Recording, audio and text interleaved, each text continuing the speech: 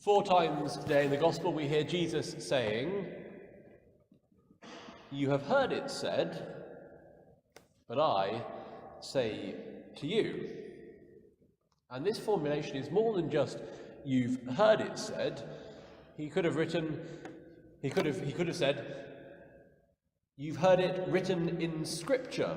What Jesus is doing here is relaying to those who are listening to him the laws of Scripture written down in the Hebrew and then reinterpreting them for the generation to which he's speaking. The point of his doing this is to maintain the intention of those original rules. When we change, as Jesus and his contemporaries had done those hundreds of years after the writing of those first laws, then Scripture needs to be reinterpreted to continue meaning what it meant in the first place for that new generation. Take this as an example. A passage about shaving the edges off your weights so that you could oversell your products. Well, that needs some reinterpretation to be relevant to the aggressive sales practices of subprime mortgage lenders. The spirit of the law is only preserved in its interpretation. And that's what Jesus does when he speaks the 4 times we heard, and he goes on to continue in the same vein beyond the passage where it stopped for us, saying, "You have heard it said, but I say to you." Reinterpretation of the law so that the spirit of the law remains alive for the generation listening. Jesus isn't offering a new list of rules, but he's trying to expressly spell out the intention of the law as it always was. Not abolishing the law, but rather attempting to fulfill it. And the part that he speaks about that I wanted to particularly address with you tonight is lust and adultery and divorce. Just as Jesus seems to have been amplifying the other laws that he talks about, take anger, for example. He says that for those of you who hold anger in your heart or call your brother fool, you'll be just as liable as those who have committed murder, and so on, and the other laws that we heard. Here, Jesus takes what appears to be a very harsh line, firstly on the controlling of human emotions, namely, when you look on a woman with lust, you've already committed adultery, and so too on failed relationships in his forbidding of divorce. In one way, Jesus' teaching on adultery shouldn't be scandalous, and on divorce. The law already forbids it. Those are the laws handed down to Moses and him to the people of Israel. Jesus' teaching gives voice to the danger of that lust that leads to adultery.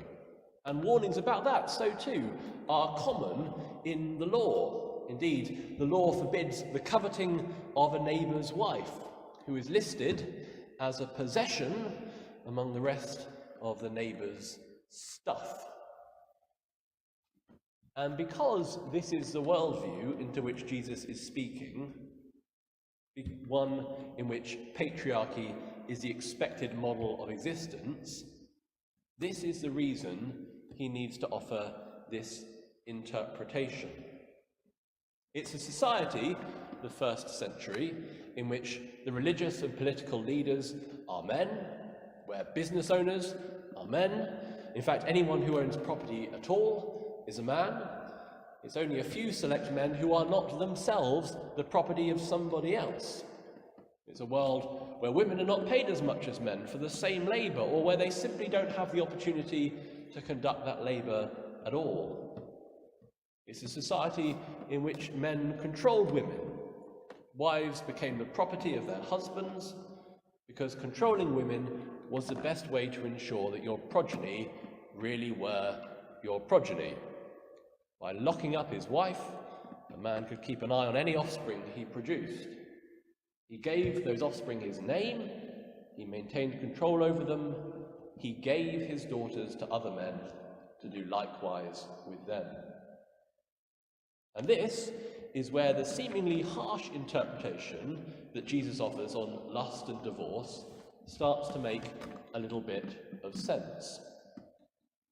Far from merely seeing women as property to be coveted by men, Jesus' teaching on adultery and divorce reinforces the dignity of women and warns against a culture of male privilege. In the first century context that I've described, most women are entirely dependent upon their fathers or their husbands for their daily livelihood. To be used and discarded for another's sexual desires had repercussions. A woman who had been seduced brought great shame upon her family. A woman who had been raped was considered damaged goods. For young women, the ability to marry well would be jeopardized. For those who were married, there would be threats of divorce.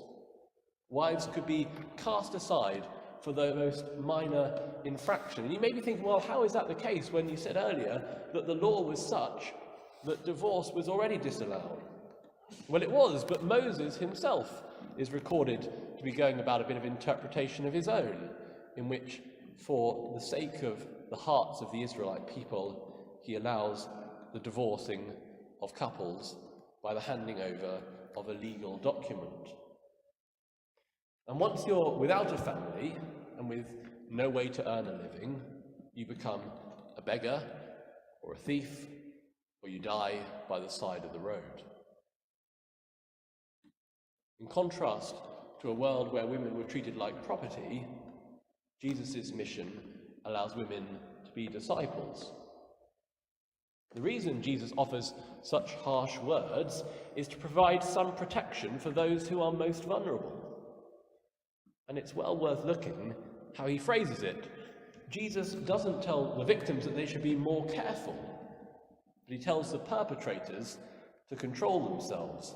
And that is quite out of keeping with the spirit of the age, even the other biblical texts.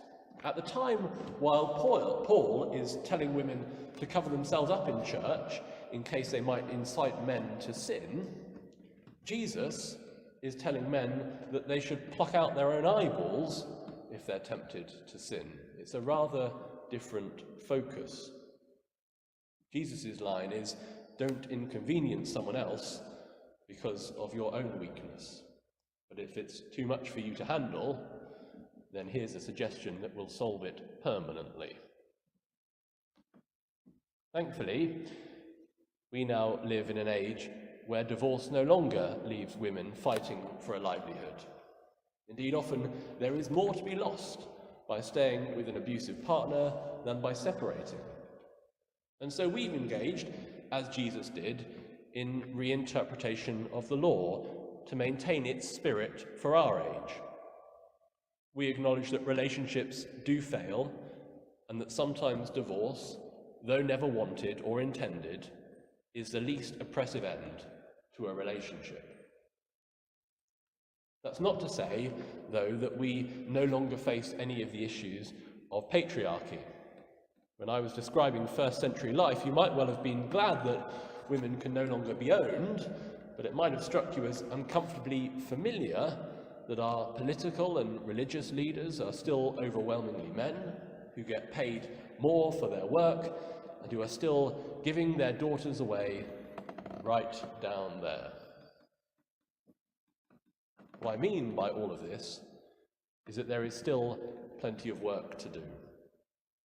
Brothers and sisters, it is your calling as Christians to smash the patriarchy and all power to your arms. Amen.